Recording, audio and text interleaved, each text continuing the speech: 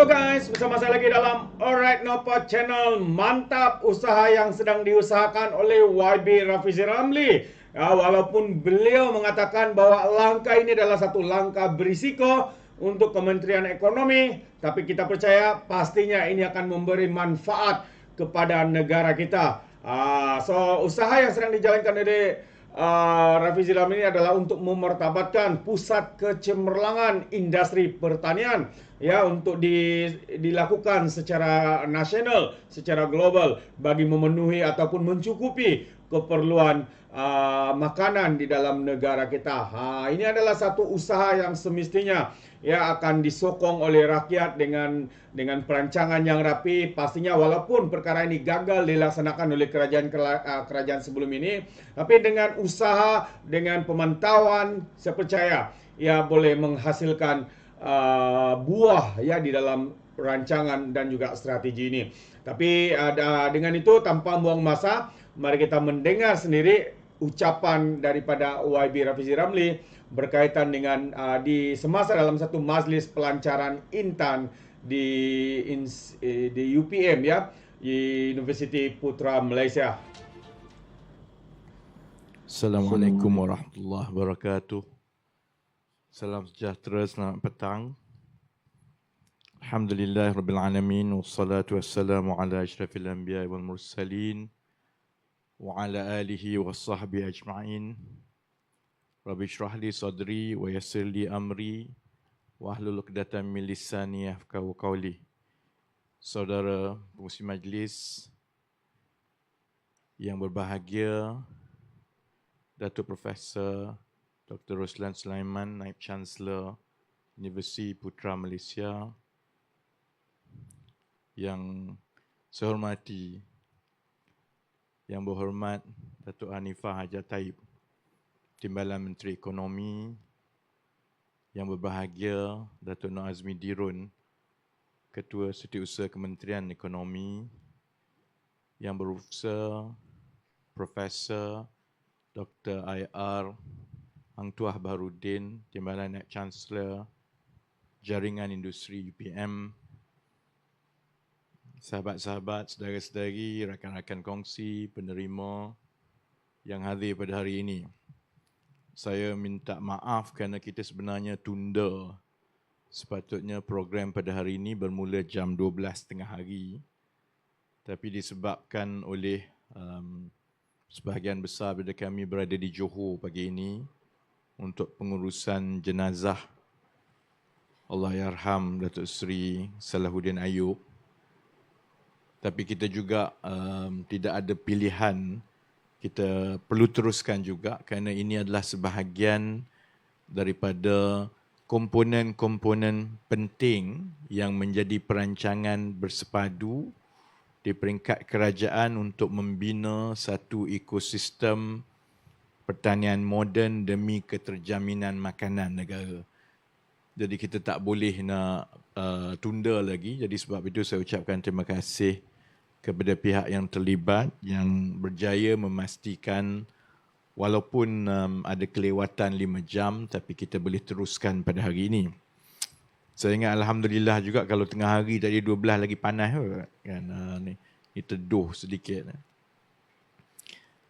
Saya datang tadi kalau nampak saya macam, selalunya saya senyum lama setiap kali saya sampai ke majlis dan sebagainya. Yang ini saya termenung lama. Salah satu sebabnya kerana langkah yang diambil oleh Kementerian Ekonomi hari ini ialah langkah yang berisiko. Peruntukan yang diberikan kepada satu pusat iaitu UPM untuk membina satu infrastruktur pertanian moden sebanyak 31 juta, saya pasti kepimpinan dan pengurusan UPM faham dia tidak mudah begini.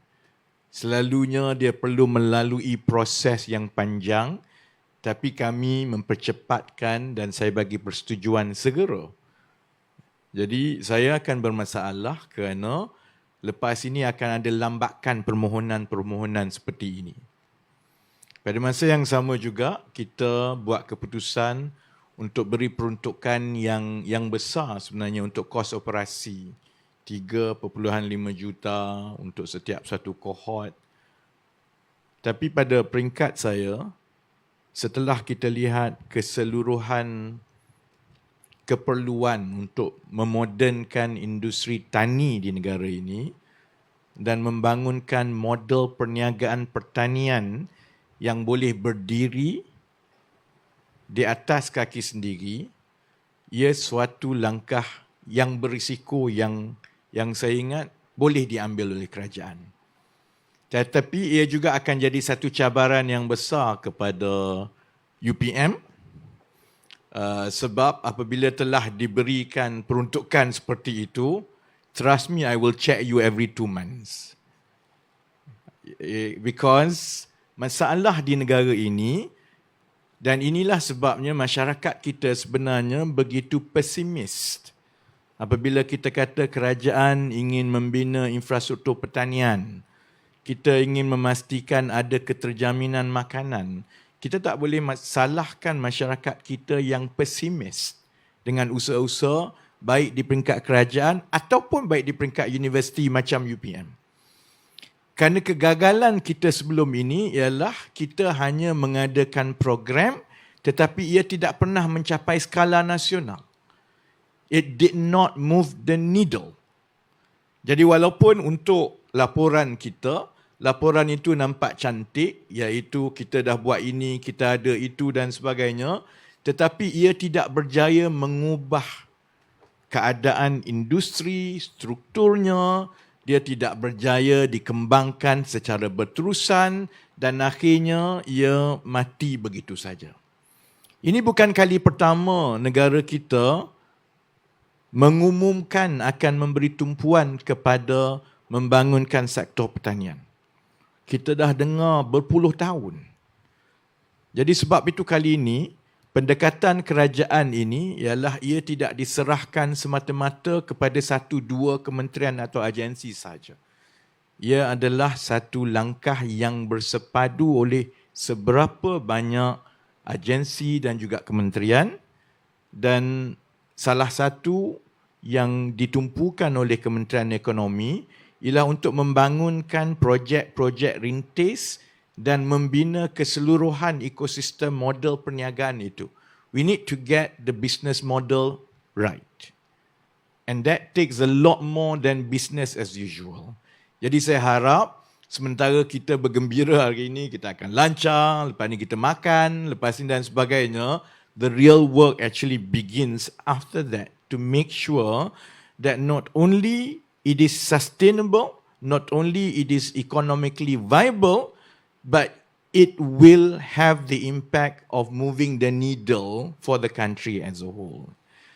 And that's the reason kita tumpukan daripada satu komponen ke satu komponen. Melalui IPR, pertamanya kita melihat kepada cabaran-cabaran yang telah menyebabkan usaha-usaha sebelum ini gagal. Satunya ialah dari segi model perniagaan. Sebelum ini, mesej negara dan masyarakat ialah jomlah bertani, ia boleh menghasilkan pendapatan. Tapi kamu pandai-pandailah sendiri bertani. Jadi akhirnya tanah yang nak menjadi usahawan tani itu kena cari sendiri. Lepas tu marketing dia kena cari sendiri. Lepas tu risiko dari segi sensitifnya tanaman ini kepada perkara seperti cuaca, kepada gangguan parasite, serangga dan sebagainya, akhirnya kita mengulangi dari satu dekad ke satu dekad, yang mana dari segi peruntukan dan tumpuan kerajaan memang ada. Kerajaan bagi peruntukan, kerajaan bagi bantuan, tetapi selalunya dia tidak berterusan. Selepas 4-5 kali, selepas 2-3 tuaian, orang lagi. Itu satu. Yang keduanya, keadaan di negara kita sekarang ini perlu mengambil kira bahawa pertanian telah menjadi satu industri moden. Dia bukan lagi zaman dulu yang ada tanah, ada cangkul, kemudian boleh bercucuk tanam. Dia sebenarnya perlukan pelaburan, infrastruktur, dia perlukan pengetahuan. Sebab itu kita tidak lagi boleh melihat kepada mereka yang menyertai pertanian sebagai petani. Mereka ini sebenarnya profesional tani dan mereka perlukan bukan sahaja pengetahuan tentang tanaman, agro ataupun aquaculture, mereka sebenarnya perlukan kemahiran kejuruteraan dan terutamanya kemahiran perniagaan. Jadi seperti mana kita beri tumpuan yang besar untuk menyediakan tenaga kerja kepada industri dan sektor-sektor yang lain dalam negara kita, kita juga perlu berikan tumpuan dan pelaburan yang sewajarnya untuk melahirkan profesional tani ini supaya mereka boleh mengusahakan infrastruktur tani yang berkelangsungan di seluruh negara. Kemudian kita lihat pula masalah yang ketiga. Masalah yang ketiga sebelum ini ialah soal pekerja. Apabila industri tani dilihat sebagai industri pilihan terakhir, tak dapat cari benda lain, barulah dia nak masuk dalam industri pertanian. Sebab itu selalunya masalah pekerja, masalah tak ada orang yang nak terlibat, ini terus meruntun kalaupun ada usahawan-usahawan yang nak mengusahakan tapak-tapak pertanian. Dan kita juga kena menerima hakikat bahawa pertanian moden perlu diuruskan seperti sebuah perniagaan. Dia tak banyak beza dengan satu tapak kilang. Kita ada infrastruktur awal, seperti juga kita ada kilang. Kita akan ada pengurusan yang perlu diuruskan secara profesional dan mereka yang terbabit di dalam operasi pertanian ini, mereka tidak ubah sebenarnya seperti bekerja di kilang-kilang elektronik. They will go through a set of skill, a set of tasks, and it is no longer based on a model that if you want to work on a modern agriculture facility, you must own it and you must work on it by yourself. You have to employ. Only then you will get the right number of people and you will get consistency in terms of labor supply to make sure that the business model can continue. Atas sebab itulah maka kita menggabungkan usaha kerajaan melalui inisiatif pendapatan rakyat untuk membasmi kemiskinan supaya kita boleh bawa penerima-penerima daripada kalangan miskin tegar, kumpulan B40 untuk mereka menjadi pekerja-pekerja di dalam industri tani yang diuruskan oleh profesional-profesional tani terlatih. Dan ini bergantung kepada keupayaan model perniagaan itu supaya mengambil kira kitaran tuaian, because there is a cycle. Kita ada dua bahagian yang mana sebelum tuaian itu berlaku, pihak pengusaha ataupun usahawan tani perlulah memastikan ada gaji bulanan, allowance bulanan. Kemudian apabila tuaian itu berlaku, untung bersih daripada tuaian itu apabila dikongsi, maka itu memberi pendapatan purata setiap bulan yang sepadan seolah-olah mereka bekerja setiap bulan di sama ada di pejabat ataupun di kilang. Sebab itu daripada projek rintis yang pertama, kita yakin bahawa kita boleh mengusahakan infrastruktur pertanian sebegini di seluruh negara yang membolehkan secara purata pendapatan peserta-peserta setelah ditolak keuntungan kepada usahawan tani ataupun syarikat-syarikat pengusaha yang mengoperasikan fasiliti pertanian ini, setelah tolak semua kos dan untung, ia masih lagi boleh memberi keuntungan ataupun pendapatan purata bulanan kepada peserta-peserta di antara 2,000 ke 2,500 sebulan.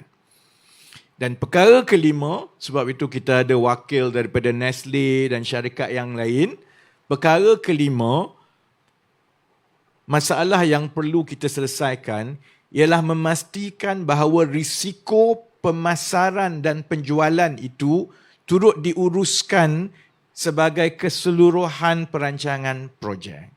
Dia tak boleh, contohnya, kamu ada tanah, nak ambil 20,000, tanamlah, juallah, ikut sukalah. Dia tak jadi macam itu. Jadi IPR yang diuruskan sekarang dan diskalakan dari satu masa ke semasa, memastikan bahawa bagi setiap projek IPR yang dibangunkan di tapak-tapak itu, ia sudah pun dipadankan dengan pembeli-pembeli ataupun off-taker untuk menguruskan risiko penjualan. Kerana kita sedia maklum, mereka yang menyertai projek-projek seperti ini, ada yang belum sampai ke peringkat boleh menguruskan perniagaan pertanian sendiri.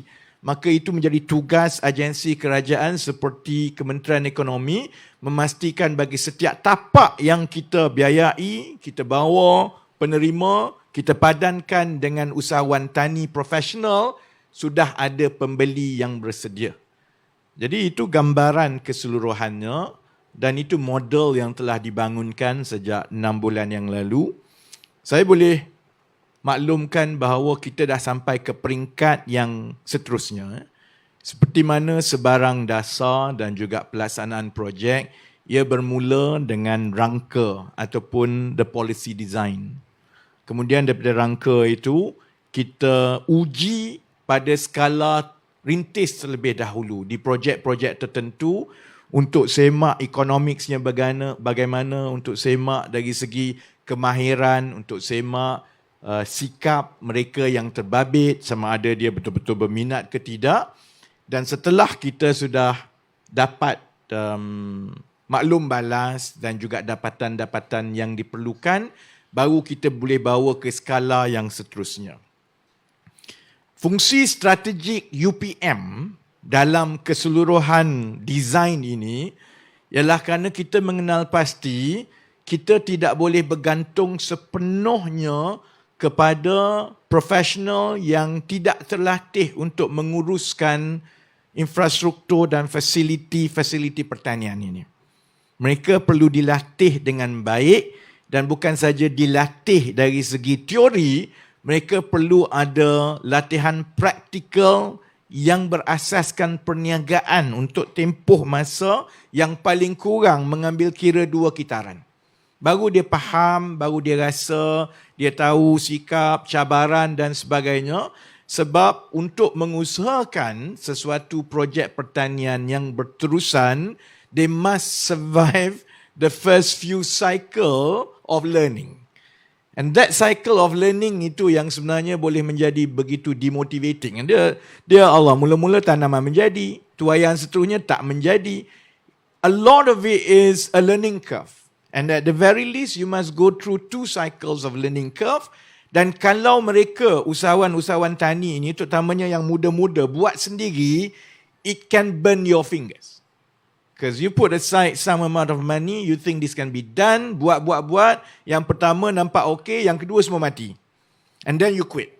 Jadi sebab itu, kita yakin bahawa dengan kehadiran COE di UPM ini, tanggungjawab nasional ini diberikan kepada UPM untuk melatih, bukan secara akademik, tapi mengeluarkan profesional usahawan tani yang betul-betul hands-on. Dia tahu macam mana nak menguruskan, telah melalui 2-3 kitaran tuaian, dia tahu pasaran, dia tahu dari segi teknikal dan teknologi, mereka mempunyai minda dan juga kekukuhan semangat untuk melalui proses ini. Kerana selepas mereka selesai daripada latihan yang dibuat di COE ini, insya-Allah pada ketika itu juga 1 tahun daripada sekarang, kita mula melihat bercambahnya fasiliti pertanian moden ini di seluruh negara. Dan kita memang sudah ada pemohon-pemohon daripada kalangan B40 dan miskin tegar yang mahu terlibat, tetapi mereka perlu dibimbing dan fasiliti pertanian ini perlu diuruskan oleh profesional pertanian yang kita harap kita akan dapat daripada UPM. Jadi cuma saya harap kita akan tengok bagaimana perkembangan projek di sebelah Kementerian Ekonomi. Kita akan usahakan lebih cepat supaya tapak-tapak dan infrastruktur ini mula dibuka. Kalau contohnya tapak-tapak dan fasiliti ini dapat dibangunkan dengan lebih cepat, maknanya keperluan untuk melahirkan profesional pertanian ini adalah lebih tinggi daripada 65 orang setahun. As and when the demand picks up, that means that UPM has to catch up with the demand for modern farming professionals, because we need them to man and to run all these modern facilities all over the country. Yeah? Jadi saya harap itu bagi gambaran yang mencukupi. Itu sebenarnya tujuan kita, dan itu juga saya harap bagi gambaran yang menyeluruh kepada rakan-rakan strategik kita, baik daripada kalangan syarikat-syarikat korporat yang akan menjadi off-taker, ataupun peserta-peserta yang akan menyertainya, ataupun adik-adik yang menjadi cohort ataupun batch pertama COE. Ini sebenarnya tugas adik-adik. Kalau masuk lepas tahun, kamu keluar bawa Grab, kita orang cari. So it's your job to go all over the country to run these facilities. Dan kerajaan mengambil risiko yang besar kerana kita memberi peruntukan yang besar untuk memastikan pertanian moden ini akhirnya betul-betul berlaku di Malaysia. Kalau tidak, kita bercakap sampai bila-bila. And for that, untuk tempoh 2-3 tahun pertama ni memang kita sanggup memberi peruntukan infrastruktur yang besar. Dan sebab itu juga, pada hari ini, saya boleh berkongsi dengan mereka yang hadir bahawa setelah 6 bulan, Kementerian Ekonomi telah pun berjaya melepasi fasa awal untuk 1,000 ekar yang pertama. Saya pasti kalau sahabat-sahabat yang pernah berada sama ada dekat UPM ke, daripada agensi-agensi pertanian, saudara-saudari semua tahu bahawa perkara yang paling susah ialah dapatkan tanah. Nak bercucuk tanam, kat mana tanah tak ada. Dan itu juga cabaran utama oleh usahawan-usahawan tani muda. Dia nak bertani sebenarnya, tapi tanah tak ada. Jadi yang paling banyak pun dia dapat 1 ekar, 2 ekar, dibuat di kawasan sendiri. Jadi fasa awal IPR ialah untuk Kementerian Ekonomi pergi kutip tanah. Saya ingat kutip tanah ni mudah. Rupanya tak mudah. Orang dah ada tanah, dia tak nak bagi kat kita. Tapi kita mengenal pasti bahawa dalam sistem kerajaan ataupun sektor awam, dia banyak tanah-tanah yang ada. Contohnya tanah yang telah pun dikenal pasti untuk projek-projek akan datang, tapi projek itu tak berjalan lagi. Jadi selepas kita kira, sebenarnya kita yakin kita boleh terus dapatkan tanah-tanah ini untuk pembangunan infrastruktur dan fasiliti pertanian ini di seluruh Malaysia. Tanah ini selalunya diberikan baik oleh jabatan-jabatan kerajaan ataupun kerajaan negeri ataupun agensi-agensi pertanian kerajaan negeri. Lepas 6 bulan kami sudah berjaya dapatkan persetujuan dan kerjasama daripada negeri-negeri, dan 1,000 ekar pertama telah pun melepasi fasa. InsyaAllah selain daripada yang telah dilancarkan di Petaling Jaya, kemudian minggu depan kita insyaAllah akan lancarkan di Putrajaya, campur dengan yang ada di bawah UPM ini, dan terus akan dilancarkan. Lancar tu sebabnya dia bukan pergi pecah tanah. Sebab saya pembangkang dulu, kalau pecah tanah saya gelak. Pecah tanah ni tak takci lah. Kalau nak buat projek ni maksudnya dia dah siap. Bila kami kata lancar, maksudnya greenhouse dan infrastruktur tu dah siap dan dah berbuah. Jadi sebab itu dia ambil masa nak lancar, setiap satu tu dia ambil dalam 3-4 bulan. Kerana kami kena bersihkan tanah, kena bina struktur, kemudian kena mula tanam. Sebab kalau tunjuk greenhouse saja, pokok tak ada pun kena gelak kat orang. Takut jadi macam yang lepas-lepas, menteri datang pecah tanah, tunjuk bagus semua, lepas tu hilang semua. Masa tu letih kami nak menjawab. Jadi kita meletakkan bahawa pelancaran itu ialah infrastruktur tu dah siap dan juga tanaman itu dah dekat dengan kitaran tuaian kali pertama. Maksudnya pokok tu dah ada, dia nak berbuah, barulah kita kata sesuai untuk dilancar dan peserta-peserta daripada kalangan B40 dan miskin tegak ini boleh mula masuk menyertai program.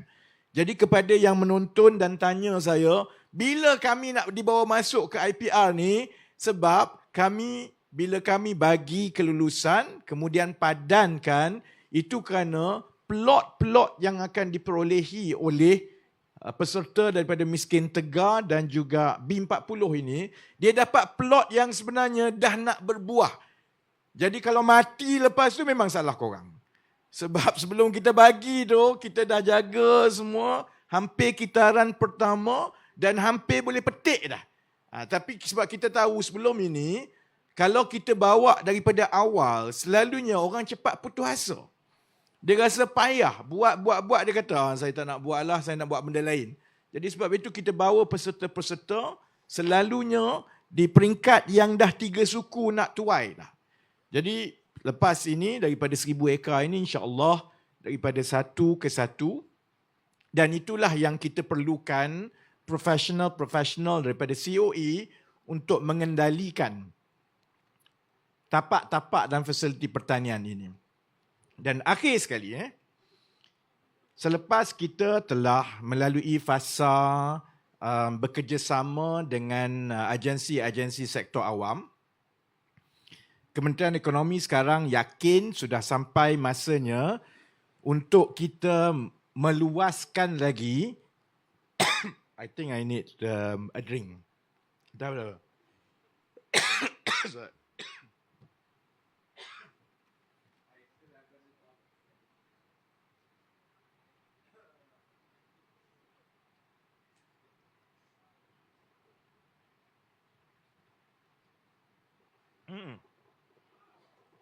Saya tak habis demam lagi ni sebenarnya. It's okay. I can put it here.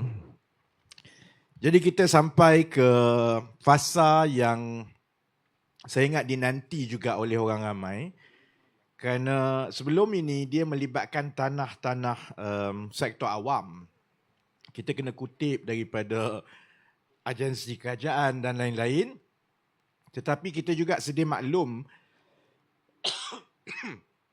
bahawa ada banyak tanah-tanah persendirian dan tanah-tanah swasta. Tanah-tanah persendirian ini banyak juga dalam bentuk tanah-tanah terbengkalai ataupun idle lands. Dia mungkin tak sebesar 20-30 ekar, mungkin 5 ekar, mungkin 10 ekar. Syarikat-syarikat juga ada yang berkemahiran untuk menguruskan infrastruktur ini, tetapi mereka tak ada tanah, mereka hanya ada kemahiran. Jadi sekarang sudah sampai ke peringkat yang tumpuan kerajaan untuk membina infrastruktur pertanian moden ini diluaskan dengan pembabitan pihak swasta. Kita tak buka terus kepada pihak swasta kerana kita nak kena uji dahulu model ini dengan agensi-agensi kerajaan. Bila Kementerian Ekonomi buat peruntukan, paling kurang kalau dengan agensi kerajaan, lebih mudah untuk kita pegang agensi kerajaan. Risiko tu lagi rendah. Kalau kita terus pergi kepada sektor swasta, ada kebimbangan pada peringkat awalnya. Kalau due diligence itu tidak dibuat dengan baik, kalau ada 2-3 yang usaha sama dengan swasta itu gagal, dia akan menimbulkan rasa sangsi tentang usaha kerajaan untuk membina infrastruktur pertanian moden ini. Jadi belum apa-apa lagi, with 1 or 2 failures, it will just kill off the whole focus. So that's why in the beginning we focus with the public sector as part of our learning curve, and after managing and planning for the first 1,000 acres, we now have the confidence to open it up to the private sector. Jadi insya-Allah Kementerian Ekonomi akan mengeluarkan dokumen-dokumen RFP, request for proposal, dalam masa terdekat untuk menjemput syarikat-syarikat pertanian moden, untuk menjemput individu-individu persendirian yang mempunyai tanah. Sebab memang sejak 6-7 bulan yang lepas, kami dapat banyak permohonan daripada terutamanya anak muda juga yang memang dia ada tanah 10 hektar, 15 hektar, tapi dia mungkin tidak ada kemahiran ataupun dia tidak ada modal yang mencukupi untuk mengusahakan pertanian moden. So we will go through application by application. Of course, there will be a series of conditions and rules, and also it has to be based on accountability because it's public money. But the general idea is this. It has to be an equitable partnership. If the private sector or individuals inject your lands, government may consider some sort of grant on certain conditions that you have to run it as part of IPR. You have to hire penerima-penerima daripada B40 dan miskin tegar, and you have to train them, and you have to run your facility in the same way that we design and run other IPR facilities.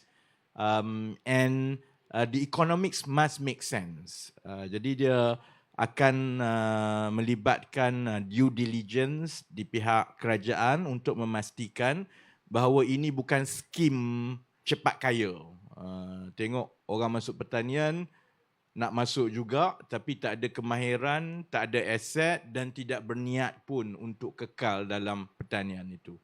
So I think insyaAllah our plan is to issue the RFP and to open for private sector's participation supaya kita boleh scale up daripada 1,000 ekar pertama ini. Kita akan terus tambah tanah-tanah daripada kerajaan, tapi pada masa yang sama juga kita yakin apabila pihak swasta mula terlibat dan orang persendirian mula terlibat, then we will be able to scale up the facilities all over the country much faster. And that completes our vision. And the vision is, in the next few years, you will see this kind of facilities all over the country. Small ones, big ones, kerana dia samalah seperti membuka kilang di setiap pelosok kampung di seluruh negara. Dan itu akan menyelesaikan masalah ekonomi negara yang mencabar, iaitu migrasi anak, ialah perpindahan, penghijrahan anak-anak muda daripada kawasan-kawasan luar bandar ke kawasan bandar yang meninggalkan ibu bapa mereka di kampung. Because dia rasa dia tak ada kerja di kampung. Sebab itu kalau orang tanya, sejak bila saya jadi Menteri Pertanian, saya bukan Menteri Pertanian, but addressing the socio-economic imbalance between kawasan bandar dan luar bandar yang paling mudah dan berjaya kalau diuruskan ialah dengan membina fasiliti pertanian moden seperti ini di seluruh negara yang mewujudkan pekerjaan kepada anak muda tempatan supaya mereka tak perlu berhijrah ke kawasan bandar untuk dapat gaji 2,000, 2,500 dan lain-lain. Jadi itu visi lengkap kita. Of course, it's a lot more difficult than what is planned on paper. Jadi saya harap kita akan terus bekerjasama. Saya ingat Profesor Arang Tuah pun, you sat down with me, Dr. Ruslan. I'm quite detailed. I will check one by one just to make sure. So insyaAllah, selalunya my team reports regularly to me on the progress because we have to make sure the first cohorts